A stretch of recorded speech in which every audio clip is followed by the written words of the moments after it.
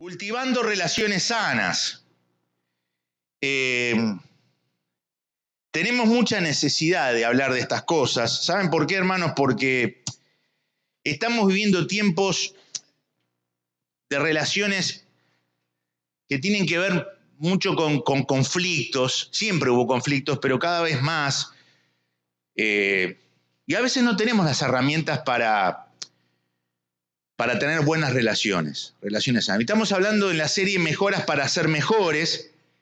Y sin duda que todos tenemos que hacer mejoras en este tipo de ámbitos. Y hay un texto de la palabra que dice: yo me volveré a vosotros y os haré crecer y os multiplicaré y afirmaré mi pacto con vosotros. Hay una promesa de parte de Dios de que Él quiere multiplicarnos, que podamos crecer. No solamente cantidad de personas que ganemos para Cristo, sino también como cristianos. En cada área de nuestra vida entremos en un proceso de crecimiento y no de estancamiento. ¿Saben? Un proceso de estancamiento son procesos donde la persona no avanza, no es mejor, ¿sí? Ni en su salud, ni en su economía, ni en su carácter. Vieron que a veces tenemos el fatalismo que decimos, bueno, mire, este tiene ese carácter, pero no tiene nada que ver, tenemos que crecer. ¿Se entiende? Y dejar cosas de nuestro carácter que no son positivas. Entonces el Señor promete que Él quiere hacernos crecer, que Él está de nuestro lado, que Él no está en contra nuestra, que Él quiere hacernos crecer, pero que nosotros tenemos que poner de nuestra parte para que ese crecimiento sea una realidad. Las relaciones, dice Orlando Costas, tienen que ser fortalecidas. Todas relaciones. Si uno quiere ser amigo de otro, tiene que fortalecer esa amistad todo el tiempo, siempre, ¿sí? La distancia en tibia y en fría, la falta de comunicación profunda también, la superficialidad. Las relaciones tienen que ser cuidadas, estimuladas y bien coordinadas para que el cuerpo de Cristo, en este caso, pueda funcionar adecuadamente, para que la labor reproductiva no sea desperdiciada y pueda llegar a su meta final.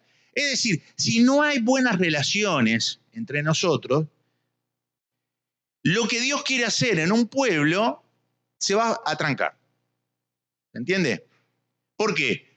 Porque el poder de la unidad, que son relaciones fortalecidas, poder de estar bien unidos entre nosotros, es lo que le da credibilidad a lo que hablamos. Una persona entra por esa puerta y nota eso, ¿sí? Sin duda, como dice acá, la labor reproductiva no se va a desperdiciar. Entonces, por un lado leímos el pasaje de Levítico que Dios nos quiere hacer crecer, y por otro lado leemos este texto que yo tengo que cuidar el tema de las relaciones, ¿sí? Ahora vamos a un profeta de los dibujitos animados. Es un profeta. Shrek. ¿Ustedes se acuerdan? Acá hay algunos pecadores que vieron todo. ¿Quién vio atrás? ¿Cuántos Shrek hay? Puede ser 4, 5, no sé por dónde. ¿Cuál es el último? El último número, Pipi, vos que sos. Hay especiales de Shrek, acá una madre. La serie. ¿Algún otro que quiera confesar? 3 Padre Nuestro. Bueno, las cebollas, dice Shrek. Esta es la 1. ¿Sí? Las cebollas tienen capas, los ogros tenemos capas. Las cebollas las tienen. Vieron que la cebolla, para llegar al corazón de la cebolla, hay muchas capas antes. Todos tenemos capas. Todo este tipo de material tiene filosofía atrás. Las últimas producciones de Disney están sacando una filosofía que tiene que ver con toda la influencia de nueva visión sobre la sexualidad. ¿Sí? Entonces un padre o una madre tiene que saber estas cosas para hablarlo con los hijos. Vamos a hablar de la Biblia, no vamos a seguir hablando de esto. ¿Qué tiene que ver con las capas? No hay duda de que todos nosotros tenemos miedo a que nos conozcan como somos. ¿Por qué tenemos miedo a que nos conozcan como somos? Porque tenemos miedo a ser rechazados, Tenemos miedo a perder vínculos, porque si me conocen como soy, esto está en mi cabeza, ¿eh? No es que está en la realidad. Y si yo me doy a conocer como yo soy y la otra persona me va a rechazar, no va a estar conmigo, entonces nos ponemos capas y perdemos la posibilidad de tener relaciones profundas. Tener relaciones profundas no es saludarse al final de una reunión, que eso lo puede hacer cualquier persona. ¿Sí? Cualquier persona puede saludar a otro después de una reunión, desearle que esté bien, etcétera, etcétera. Yo voy a leer algunos textos, son un poco largos, pero tenemos algunos conceptos de los apóstoles que eran duros, seguros, que tenían posturas digamos, de tener todas las cosas superadas. Sin embargo, Pablo, ¿sí? Miren lo que dice. Él habla lo que se llama lenguaje emocional. Es decir, las relaciones profundas tienen que ver con sacarnos esas capas y hablar de nuestros sentimientos para tener conexión. ¿Sí? Mirá Pablo. Solo Lucas está conmigo, Soledad. Toma a Marcos y tráele contigo porque me es útil para el ministerio. A Tíquico lo envié a Éfeso. Trae cuando vengas el capote que dejé en Troas en casa de Carpo, un hombre que está necesitando una capa porque está pasando frío. Y los libros, necesidades intelectuales. Es una persona que se abre. Estoy en soledad, te pido que me vengas a visitar, que venga Marco a hablar conmigo porque necesito hablar con otro. No puedo vivir, el apóstol Pablo, puedo vivir solo, sin charla, sin profundidad. Y abrigo y libros. Pero más adelante agarra y dice, en 2 Corintios 7, le está hablando a una iglesia que lo empezó a rechazar. Entonces dice, por favor, ¿alguna vez dijiste por favor en una conversación? Por favor, vuelvan a darnos cabida en su corazón, porque a ninguno de ustedes le hemos defraudado, a nadie hemos corrompido, ni de nadie nos hemos aprovechado. Es un hombre que está pidiendo por favor, quiere seguir siendo amigo de esa gente y no encuentra una razón por qué hay un rechazo del otro lado. Habla con la emoción.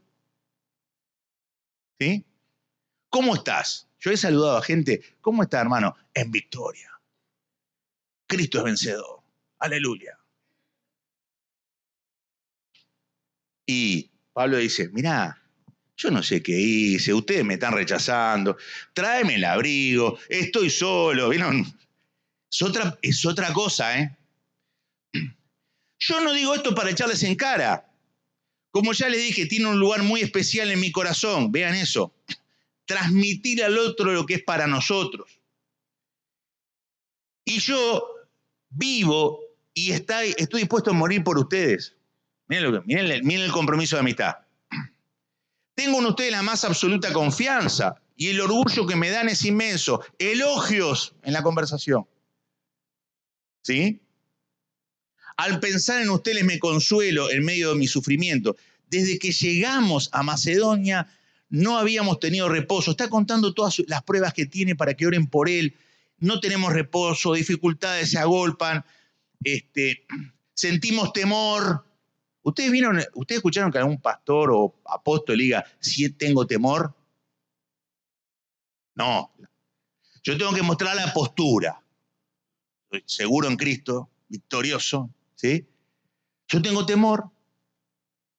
Pero Dios, que alienta a los desalentados, nos alentó con la llegada de Tito. Estaba preocupado, como un padre, me pasa a mí con hijo adolescente, que no viene, que no llega, que dejemos esto, dejemos lo otro. Silvina, dejamos la luz prendida de abajo porque cuando se apaga es porque llegaron, todos esos trucos que hacemos los padres. ¿Sí? No podemos dormir. Nos alentó con la llegada de Tito. Y con la noticia que él me trajo de que ustedes lo habían consolado. Cuando me habló del ansia con que esperan mi llegada, de lo triste que se pusieron y la gran preocupación que tienen por mí, el corazón me saltó de alegría. Usted le dijeron así una vez a su hijo, el corazón me salta de alegría por vos. ¿Sí? Empieza a decírselo de a poquito, porque si se lo dice de la noche a la mañana, papá, seguro. Ya no me pesa haberles mandado aquella carta, aunque durante algún tiempo me dolió pensar que en lo doloroso que debió haber sido para ustedes, fue la primera Corintios, fue una carta difícil. Me alegro de haberlas enviado, no porque les dolió, sino porque aquel dolor los condujo al arrepentimiento. Y sigue. Y dice más adelante, Dios a veces permite que nos vengan tristezas para impulsarnos a apartarnos del pecado y tener. Jamás debemos quejarnos de las tristezas, pero la tristeza del mundo solo produce. Es un hombre que no tiene capa de cebolla. ¿Sí? Es un hombre que habla con sus emociones, que dice cómo se siente, que dice cómo está, que dice lo que le molesta, que dice lo que necesita, que dice lo que lo entristece, que dice lo que lo enoja. Y en nuestras relaciones, en el hogar, tenemos que ser abiertos. ¿Sí? La autoridad en la casa tiene que ver con padres transparentes en sus sentimientos y aprender a transmitir. Ahora Jesús, igual, tomando consigo a Pedro y a los dos hijos de Zebedeo, comenzó a entristecerse y a angustiarse en gran manera. Y le dijo Jesús, mi alma está muy triste hasta la muerte, quédense conmigo y velen conmigo. Es uno que es el Hijo de Dios que está triste. ¿Ustedes escucharon eso? Estaba el mes pasado en una clase, había un teólogo enfrente, es una clase virtual, ¿sí? Entonces le pregunto, ya sabía la respuesta, pero le hice la pregunta igual. Dice, ¿por qué algunas iglesias ven mal cuando hablamos de que Jesús se enoja y se entristece? ¿Qué me puede haber dicho esa persona? ¿Por qué queremos ver un Jesús diferente al que aparece en el Evangelio? Entonces Jesús se entristeció. Es más, hay una canción que algún día la voy a hacer pasar acá, que va a producir alguna reacción de parte de nosotros. Porque todas las experiencias emotivas, Jesús las pasó. Y no las ocultó. Yo hablaba el otro día con mi hijo y le decía, los próceres de la patria, y ya hablo de Uruguay porque yo ya tanteé el panorama y se ve que están con escudo y lanza, por la duda, hablo de mi prócer, no el de ustedes. No se cuenta toda la noticia de Artigas, el prócer de la patria. Hay una canción que dice, al Padre nuestro Artigas, le estamos cantando una canción como a Dios, Señor de nuestra tierra, no, de chiquitito, cantando al Padre nuestro Artigas. Pero no se cuenta algunas cosas de la historia que no son buenas. ¿Por qué? Porque es un prócer, se oculta. A la salida de la reunión estoy dispuesto a escuchar las de San Martín. Ahí. Porque estamos hablando de Artigas nada más acá. ¿Y San Martín qué? Ahora, ¿por qué? Porque está la idea de que hay algunas personas de que si hicieron algo así, tenemos que taparlo porque le estamos quitando el respeto y la veneración y deja de ser prócer. Bueno, eso no es lo que dice la Biblia. La Biblia dice, si vos querés tener relaciones saludables, tenés que hablar de tus sentimientos, tenés que hablar de cómo estás, lo que necesitas, lo que te molesta, y si eso no se habla en un matrimonio, hay cebolla. Y ahora vamos a hablar al final de eso. Tenemos que ser abiertos y transparentes. Dice Rick Warren, la vida se trata de relaciones, no de logros. ¿De qué se trata la vida? de vínculos.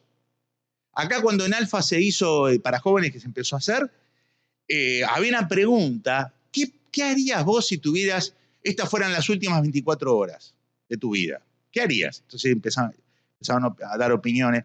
La mayoría dijo que quería estar con los seres queridos. La mayoría. Algún pecador había acá que decía quiero comprarme lo que nunca me compré. Bueno, alguno que sacó sus frustraciones.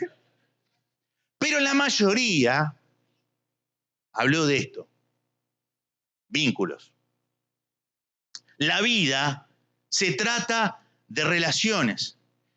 Y lo decisivo para nosotros es tener sanas relaciones, y es lo que vamos a hablar, con Dios y sanas relaciones con los demás y sanas relaciones con el prójimo. Religarnos con Dios. ¿Saben que la palabra religión en el original significa religar? Después la palabra se contaminó con conductas religiosas que son oscuras y nocivas para el que está en esa religión. Pero la palabra original es reconectarse.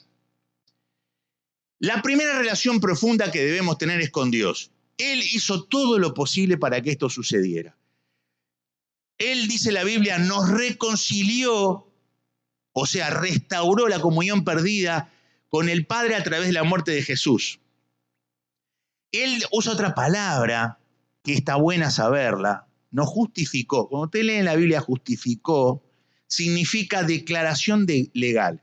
¿Qué es una declaración legal? Que el juez legalmente declaró justo el vínculo entre Dios y yo. Que a la vista de Dios, yo soy justo. A la vista de Dios, a partir de lo que hizo Jesús. Entonces, ¿cuál es el problema de acercarse a Jesús? ¿Cuál es el problema de hablar como estás? Si ya sos justo delante de Dios. Desde los días de sus antepasados han despreciado mis decretos y los han desobedecido. Ahora vuélvanse a mí y yo me volveré a ustedes. Vean la relación. Relíguense. Ya está el camino armado. Relíguense conmigo, dice el Señor de los ejércitos.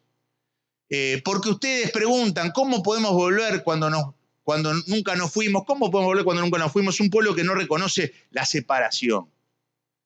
Pero, reconciliados, a la vista de Dios somos justos. Entonces, acércate a Dios, dice, y Él se acercará a vos. Es una respuesta a tu acercamiento. ¿Sí?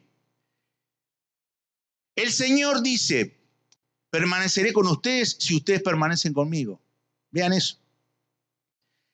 Cada vez que lo busquen, lo van a encontrar. Pero si lo abandonan, Él los va a abandonar. Cada vez que estaban en dificultades y se vuelven al Señor, el Señor los va a rescatar. Él es un caballero que quiere tener amistad, que quiere estar ligado a mí, que quiere que yo le abra mi corazón, que quiere que yo me desahogue con Él, que quiere que yo me vincule, porque soy justo a la vista de Dios, y que hable con Él todas las cosas sin ningún tipo de vergüenza. Cuando vos lees el libro de los Salmos, las oraciones de los salmistas no tienen nada que ver con nuestras oraciones, porque nosotros oramos prolijo. ¿Qué es orar prolijo? Señor, yo confío que vos sos esto, sos lo... No transmitimos lo que sentimos. Y confío, y vos sos poderoso, y vos sos esto, y vos sos... Vos leés los Salmos, a ver cómo dice. Señor, ¿por qué me abandonaste? Parece una canción de alguien. ¿Por qué estoy solo? ¿Por qué este me hizo esto y este prospera y yo no prospero? Así oraban los salmistas, o no oraban así. Lee los Salmos y te vas a dar cuenta. ¿Por qué? Porque para tener profundidad con Dios hay que hablar con transparencia de cómo nos sentimos. Y a veces yo no siento, no es que no crea, no siento que Dios está conmigo. ¿Por qué? Porque soy imperfecto. Y mis sentimientos me engañan. Entonces, ¿qué pasa? A veces no siento eso. A veces no siento que me ama. A veces no siento que me acompaña. A veces no siento que es poderoso. Entonces el salmista hablaba cómo se sentía. Y eso produce una sanidad con Dios. ¿Por qué? Porque la conexión honesta, donde abrís tu corazón, produce conexión con Dios. La otra publicación de las cosas que hacemos es la oración de los fariseos. Eso lo dijo en una parábola. Yo ayuno 2 veces a la semana, yo hago esto, yo hago lo otro, ni siquiera soy como este pecador, bla, bla, bla, bla, bla, bla. Y termina Jesús diciendo, ese no se encontró con Dios. Ese le recitó cosas a Dios.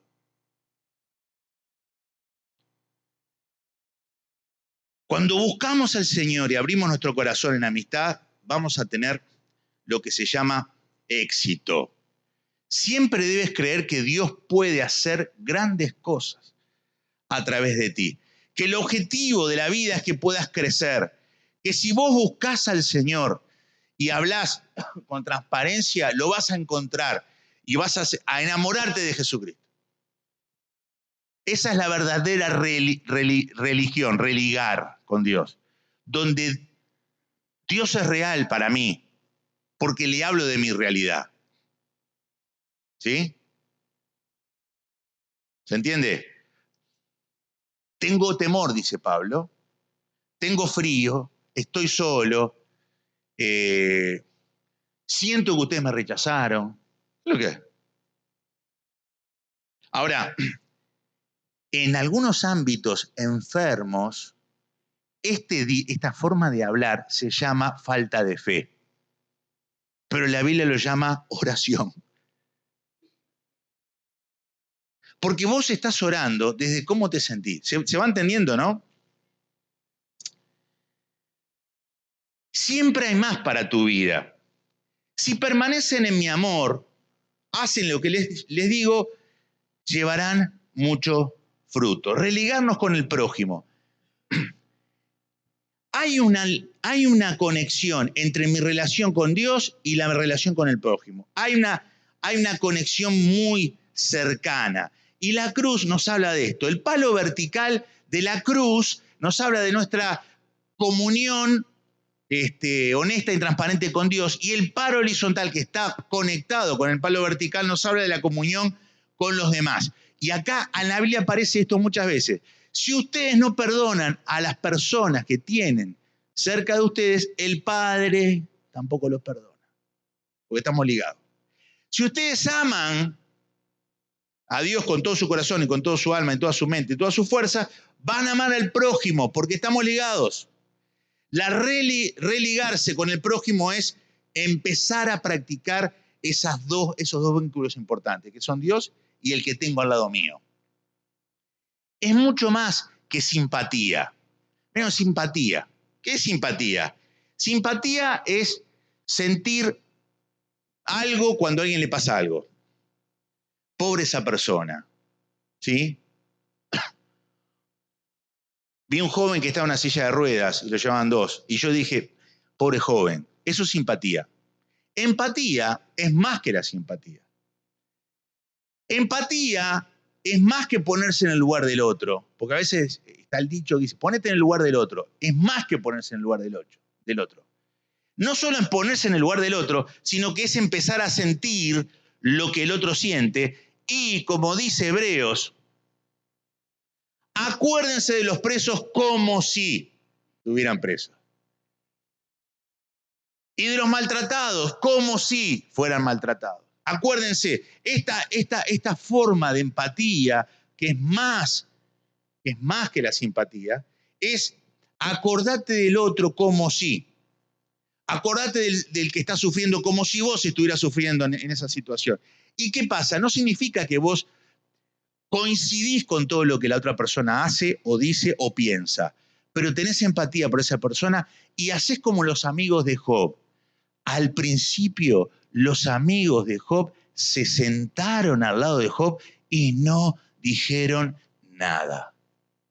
Nada, ni Romanos 3:28, todas las cosas ayudan bien, el Señor nos va a librar de esto, no, nada de esas cosas que no sirven. ¿Se entiende?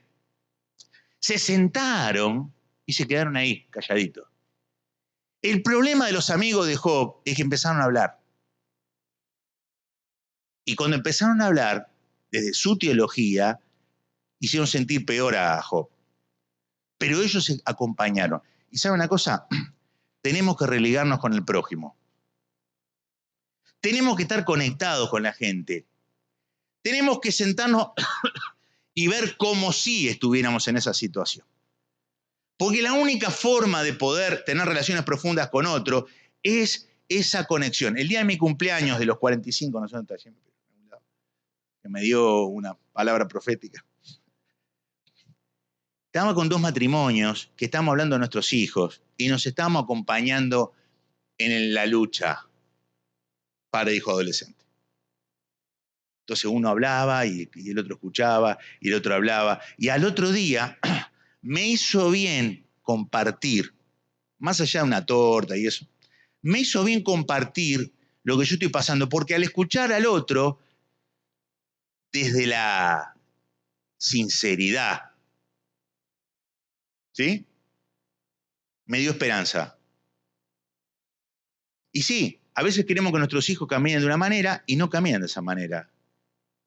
Y le hablamos y no escucha, y les decimos y no lo hacen. Y se me queman los papeles. Entonces necesitamos empatía. Los grupos pequeños funcionan para eso, para escuchar. Hoy nadie escucha. Vos andás a una cafetería y fíjate la gente que está tomando café. ¿Con qué está hablando? Con el celular. Fíjate en una cena de una familia. Entonces, no hay conexión en este tiempo. Tenemos necesidades. Yo conté acá que cuando se levantó la pandemia, un grupo de niños que fueron a una pileta olímpica, la pileta olímpica para los niños son llegar hasta la otra punta, estaban todos juntitos en un rincón, hablando, y la pileta ahí. Entonces se preguntaban los sociólogos, ¿por qué esos niños están ahí? Y porque estuvieron aislados todo ese tiempo. Necesitamos conexión. ¿Por qué vamos a hacer el picnic? Necesitamos conexión. Y en una de esas, cuando estamos charlando, capaz que alguien abre su corazón y vamos a ser oídos, activos. ¿Sí? Así funcionan las relaciones. Ahora, y esto es gratis, no hay que pagar para ir a un psicólogo para que me escuche. En la comunidad cristiana es gratis. Amén. Y esto es muy importante.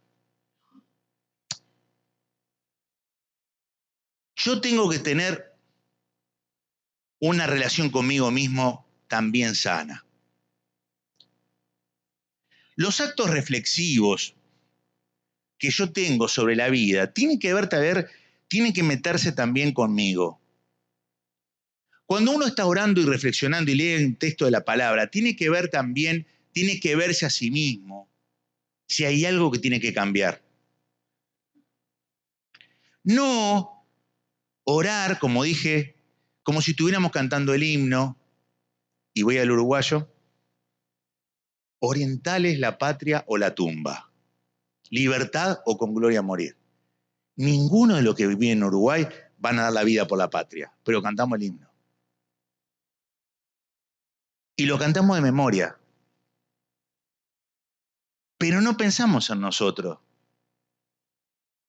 Vos fijate, cuando vos le preguntás a uno, esta semana electoral vinieron por el trabajo un montón de gente, a quién vas a votar, y esto no, y aquel sí, aquel, toda esa. Yo no pregunto, pero habla la gente. Entonces, ninguno se ve a sí mismo con la posibilidad de ser un ciudadano que cambie su situación desde el lugar donde está. Ninguno. Todos le piden al otro. Nadie piensa en lo que tiene que cambiar. Todo piensa en lo que el otro tiene que cambiar. Y vos vas a un consultorio y tenés a un hombre y una mujer, problemas matrimoniales, y vos lo que vas a escuchar es esto. Porque ella Y después que termina, ella está esperando su momento, porque él, estamos 2 horas ahí, y yo tengo que reflexionar. Ahí hay un espejo. Las relaciones que tengo enfrente a veces son espejos de lo que yo le doy. ¿Se entiende? Yo me tengo que... Entonces yo tengo también que reflexionar. Y el trato que debo tener conmigo mismo no debe ser un trato con la ley del talión, sino debo tratarme como un hombre justificado, santo y reconciliado con Dios. Usted debe tratarse así, no como la ley. Porque usted se habla a sí mismo. ¿Cómo se habla? ¿Con la gracia o con la ley? No tiene que tratarse con tiranía cuando Dios lo trata como un padre amante. ¿Por qué es tirano consigo mismo? Tampoco tiene que verse como que no tiene fallas cuando Dios le dice que el arrepentimiento debe ser constante, porque siempre vamos a tener errores. Ayer hablaba con un hombre mayor que está pasando un problema difícil. Nunca confiesa nada, nunca dice yo tengo que cambiar en esto. La culpa es de los hijos, la culpa es del hospital donde está la esposa internada, la culpa. Entonces lo miro a los ojos y le digo, ¿qué le puedo decir? ¿Qué le puedo decir a un hombre que nunca se ve a sí mismo? 80 y pico de años. Y mi señora me dice, no va a cambiar. Yo creo que podemos cambiar si empezamos a vernos nosotros mismos. Entonces esto con nosotros mismos es fundamental. Si nosotros no nos vemos a nosotros mismos, vamos a proyectar. Terminé una reunión, un hombre habla de David, que fue un mal padre. A la salida me agarra ese hombre y me dice, ¿por qué este predicador predicó esto? Vos invitaste a este y todo, porque se la agarran con él, se la agarran conmigo. ¿Y por qué? ¿Qué dijo mal? Porque dijo que David era un mal padre. Y yo empecé a entender que estaba proyectando, él era un mal padre.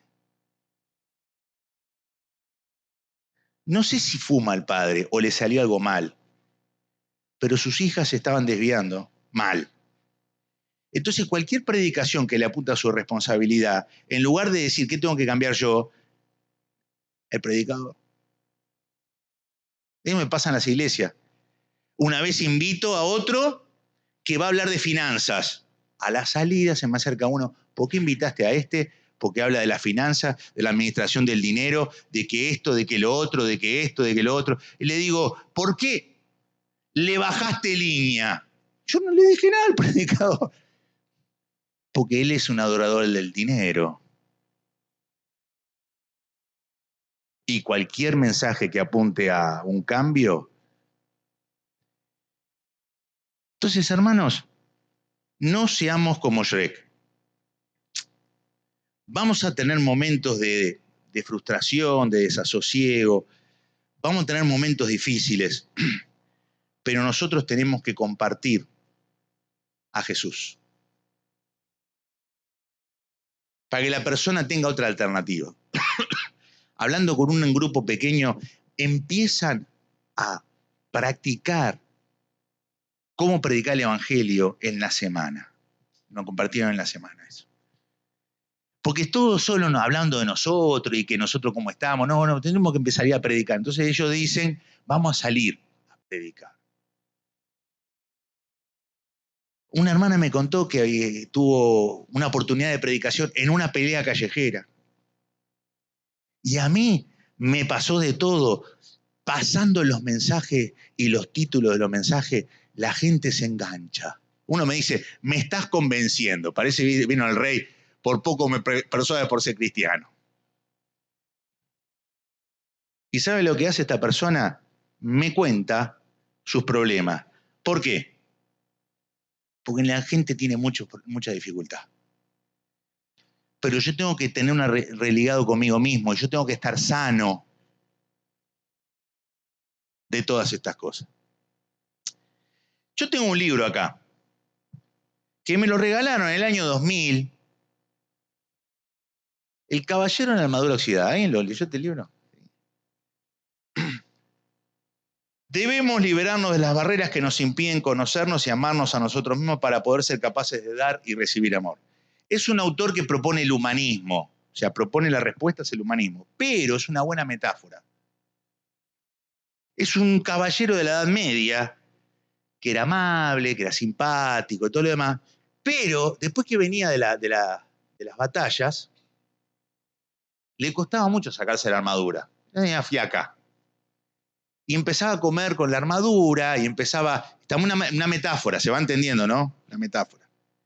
Y los hijos ya no le veían la cara y no sabían quién era. Hasta que él dijo, me tengo que sacar la armadura, y estaba oxidada, entonces no se la pudo sacar. Entonces la esposa y los hijos lo dejaron. Porque todos los cuentos de niños son terribles. Carpizurita va al bosque y aparece un lobo. Padre irresponsable. Chanchito que hace en casa recontra mal.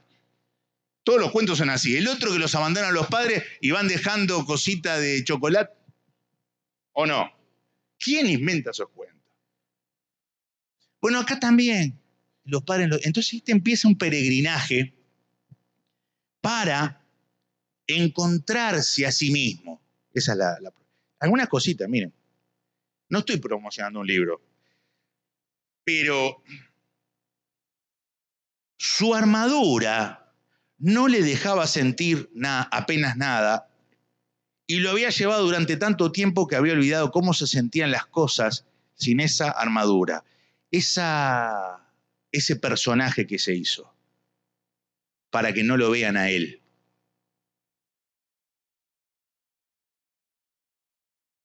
No es mi culpa si estoy atrapado en esta armadura. Tenía que llevarla para estar siempre listo para la batalla. ¿De qué otra manera si no hubiera podido comprar bonitos castillos y caballos para ti y para Cristóbal? No lo hacías por nosotros, le dijo Julieta, la hermosa esposa. Signo de interrogación. No lo hacías por nosotros. Lo hacías por ti. Es un hombre que se está justificando de una armadura que tiene y no se la puede sacar. Metáfora. Entonces nosotros tenemos que sacar la armadura. Acá no estamos haciendo un personaje. Yo acá no estoy para hacer letra delante de ustedes. Si tengo un problema lo voy a decir. Si tengo una necesidad la voy a decir. Si me equivoqué lo voy a decir. ¿Por qué? Porque necesitamos relaciones transparentes. ¿O no? Y con mi esposa también le tengo que decir cómo me siento en algunas cosas. Porque si nuestros diálogos... ¿Cómo te fue? Bien. ¿Cómo están? Los chicos, bien. ¿Qué comieron? Bien, comimos esto, esto y esto. ¿Hay comida en el sonido de la conversación? Si yo no tengo otro tipo de conversación, voy a estar con una armadura. ¿Se entiende?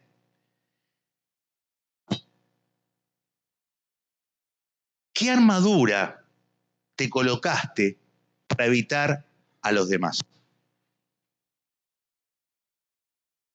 ¿Qué armadura?